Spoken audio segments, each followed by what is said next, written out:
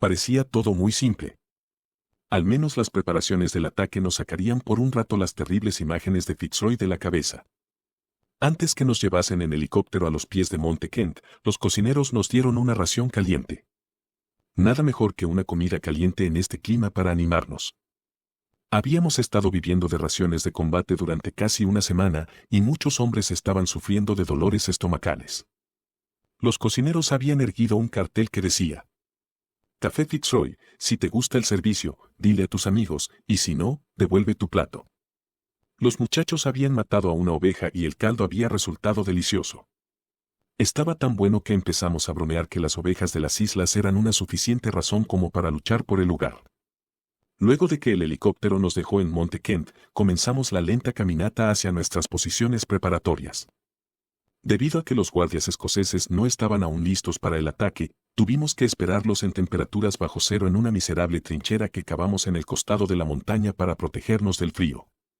Esta espera, aunque desagradable, probó ser beneficiosa porque nuestro nuevo comandante, Chandler, se dedicó a concentrar el fuego de artillería en las posiciones argentinas. En nuestro ataque en Goose Green habíamos optado por un ataque sorpresa con poco apoyo artillero y nos había costado caro. Ahora, pretendía el mando bombardear las posiciones argentinas aunque nos costase el elemento sorpresa. Afortunadamente, aunque los argentinos sabían que atacaríamos, no tenían tan claro cómo, y desde qué dirección lo haríamos, por lo que esta preparación artillera la recibimos con agradecimiento. En nuestra posición al lado del cerro estábamos protegidos, sin embargo, los argentinos tenían buena vista, como lo comprobó un paracaidista que tuvo que ir al baño. Mientras hacía su asunto, varios proyectiles de artillería enemigo comenzaron a aterrizar cerca. Cuando regresó, no podíamos aguantar la risa al verlo con los pantalones hasta las rodillas corriendo por su vida. Aunque fue gracioso, el asunto no era para reír. En sus pantalones descubrió un enorme trozo de metralla que podría haberlo matado. La preparación en Wireless Ridge parecía tomar una eternidad. Había varios puntos de partida para el asalto, pero como estaba tan oscuro, aún no teníamos muy claro hacia dónde estaba nuestro objetivo o en realidad nada en los alrededores. En la mañana vimos las posiciones enemigas y nos dimos cuenta que eran excelentes puntos de defensa. Ahí pasamos una segunda noche sin dormir, el frío era tan intenso que nos impedía descansar. Antes de que comenzara el asalto, se nos había prometido un enorme ataque artillero contra las posiciones enemigas y así fue. El espectáculo fue fantástico, los Argys fueron machacados por horas. Además de desmoralizarlos a ellos, el ataque nos dio a nosotros mucha confianza. Sumado a la artillería, teníamos el apoyo de 2 tanques ligeros Scimitar y Scorpion. Estos vehículos comenzaron a disparar sus ametralladoras contra las posiciones enemigas y el asunto parecía la guerra de las galaxias con tantas luces trazadoras volando de aquí para allá. Para mala suerte nuestra, Chandler había sido informado que la compañía es decir nuestra compañía, había sufrido pocas bajas por lo que nos puso en la vanguardia del ataque. En Goose Green nosotros habíamos perdido más hombres y ahora nos mandaban nuevamente al matadero. La situación comenzó a ponerse seria cuando comenzaron a ordenarnos a que caláramos las bayonetas. Mi estómago comenzó a tensarse mientras caminábamos, sentí como las piernas se me ponían débiles, sentía que me iba a desmayar. Es extraño porque sentí mucho más miedo que la primera vez. El bombardeo británico se levantó por fin y nos ordenaron avanzar. Era como en la Primera Guerra Mundial. Los oficiales nos dijeron: muchachos, no tomen prisioneros. No se detengan por nada. Era una orden muy cruel y parecía salida de la Primera Guerra Mundial. Pero en realidad no teníamos cómo cuidarlos, simplemente no tendríamos los recursos suficientes como para eso. Nosotros, por supuesto, respetábamos a los prisioneros de guerra luego de haberlos capturado, pero durante el combate simplemente no había forma. Finalmente mi conciencia se tranquilizó al recordar que ellos no respetaron la bandera blanca en la escuela de Goose Green, por lo tanto, nosotros tampoco tendríamos que hacerlo. Era una forma muy simple de ver el asunto, pero en realidad me ayudó. Cuando empezamos el ataque, pasamos por una sección de territorio que luego supimos era un campo minado. Increíblemente, ninguna mina estalló por lo que aún no teníamos bajas y el enemigo aún seguía sin noción de nuestra presencia. Cuando llegamos a la primera línea de trincheras argentinas, nos dimos cuenta que estaba vacía. Naturalmente, esto fue un alivio tremendo. Nosotros habíamos concluido que los argentinos simplemente se habían acobardado y retirado.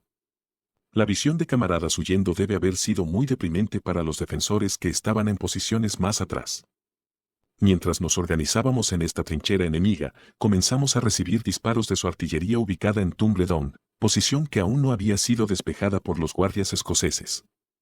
Comenzamos a avanzar nuevamente rodeando la elevación.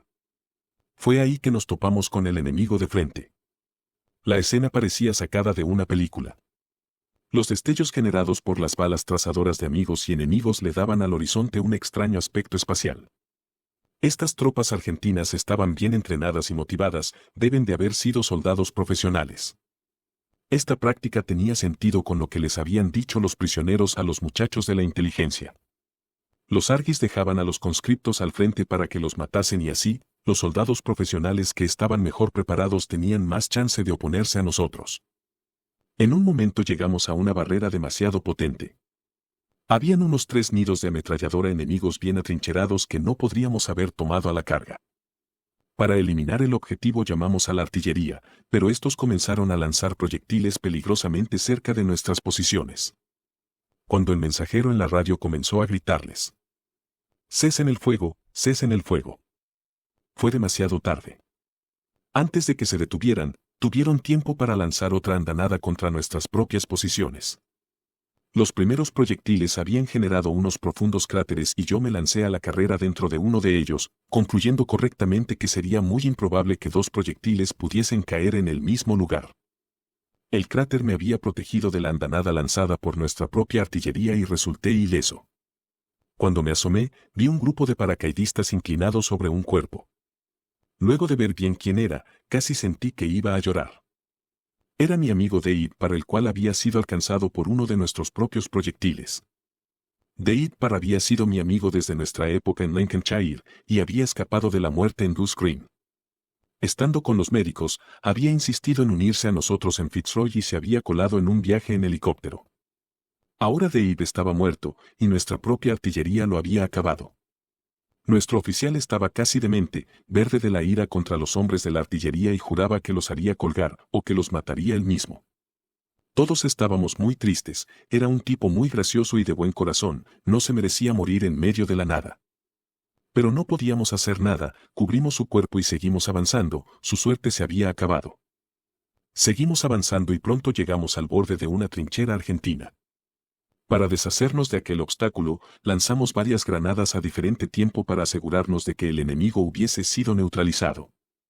Algunas veces los argentinos luchaban hasta el amargo final y otras veces, jóvenes conscriptos se ponían su bolsa de dormir en la cabeza para no ver nada, así de desesperados se sentían.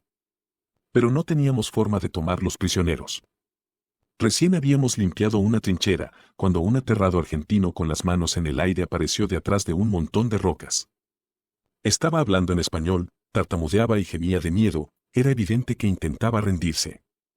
Se veía muy joven igual que nosotros. Estaba rogando por su vida, pidiendo que no lo matasen.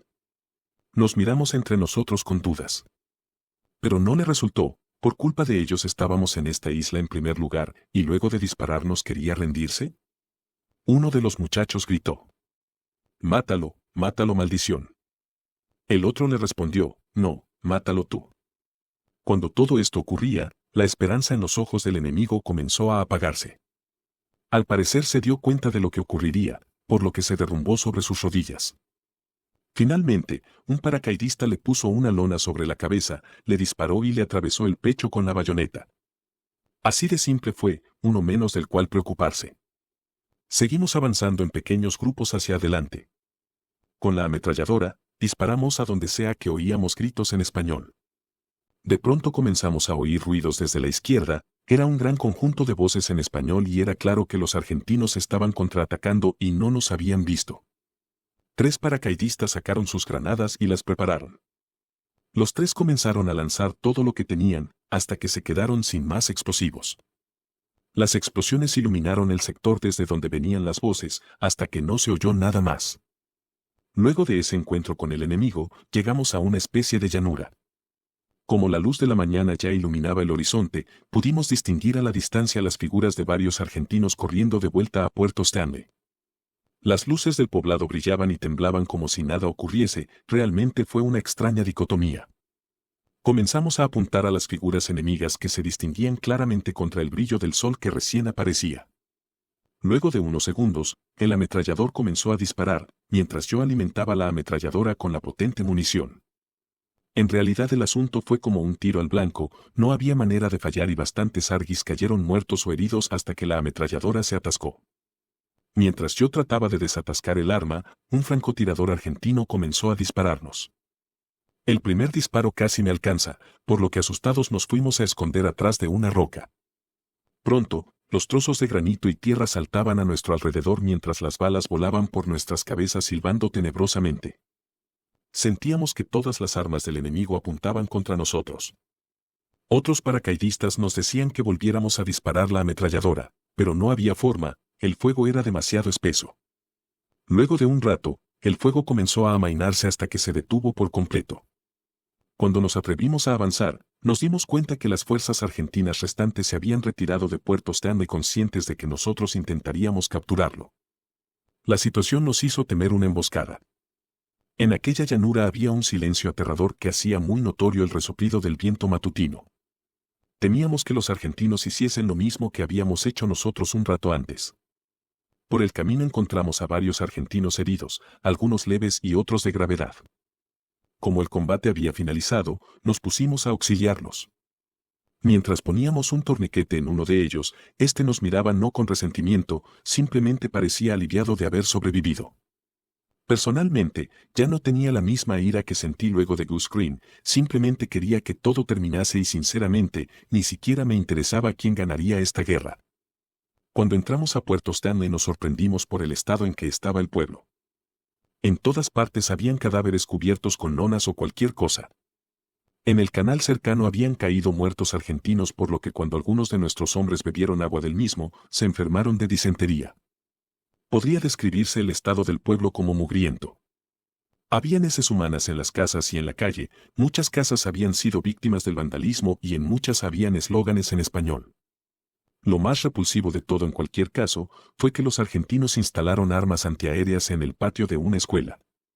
De hecho, según entiendo 3 mujeres británicas habían muerto durante un ataque nuestro sobre posiciones argentinas instaladas cobardemente cerca de edificios civiles. La sensación que yo tenía en ese momento era similar a cuando se bebe demasiado café. Mis manos temblaban, no podía dejar de moverme y sentía que se me saldría el corazón. Me sentía físicamente exhausto, pero mentalmente no podía detenerme. Como una película pasaban en mi cabeza los diferentes momentos vividos en esta corta guerra. Las consecuencias de la misma nos acompañarían a nosotros de regreso al Reino Unido y ciertamente también a los argentinos que sobrevivieron a las Falklands. Quizás para muchos solo sería un recuerdo, pero para otros como yo, este territorio a 8.000 millas de casa habría de ser la tumba de nuestra inocencia. Por ahora, hasta aquí llega el video. Muchas gracias por detenerse en este canal. Saludos cordiales.